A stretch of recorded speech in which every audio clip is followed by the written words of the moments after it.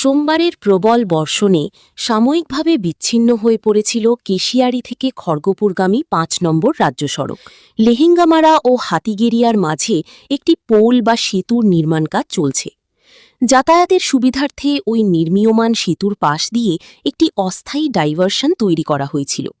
কিন্তু সোমবারের টানা ও ভারী বৃষ্টির জেরে সৃষ্ট প্রবল জলের তোড়ে সেই ডাইভারশনটি সম্পূর্ণ ভেসে যায়। এর ফলে ওই গুরুত্বপূর্ণ রাস্তায় যান চলাচল বন্ধ হওয়ার উপক্রম হয় এবং যাত্রীদের মধ্যে ভোগান্তির আশঙ্কা দেখা দেয়।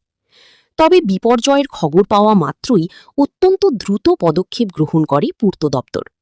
পরিস্থিতি স্বাভাবিক করতে সোমবার সারা রাত ধরে যুদ্ধকালীন তৎপরতায় কাজ করেন দপ্তরের কর্মীরা। তাদের অক্লান্ত পরিশ্রমেই জলের তোড়ে ভেঙে যাওয়া ডাইভারশনটি রাতারাতি মেরামত ও পুনর্নির্মাণ করা সম্ভব হয়।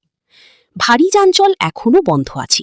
খড়গপুর খড়িকা রুটের বাসগুলি ঘুরপথে চলাচল করছে। কালকে পোল ভেঙে গেছিল, দুর্ঘটনায় কেউ যেতে পারেনি। তারপরে আজকে এই যে বাস বেরাচ্ছে, কিন্তু আজকেও একটা বাস গেছিল, তারপরে যাবেনি, একটা কালভার্ট করেছে। আজকে এখানে লোক খুব অসুবিধায় পড়েছে।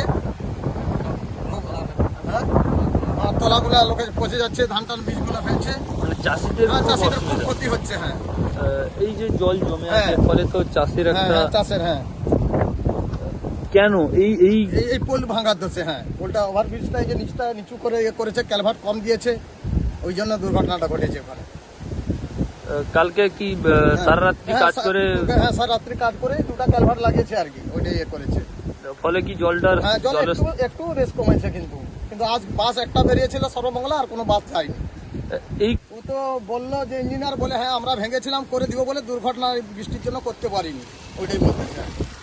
হ্যাঁ, মানে যার জন্য আপনারা চাষিরা খুব সমস্যায় পড়েছে। আমাদের সমস্যায় পড়েছে। মানে চাষ কি হবে বলে মনে করছেন? না, হবে না, এরকম পোল না করলে কিন্তু চাষের পরিস্থিতি খুবই খারাপ।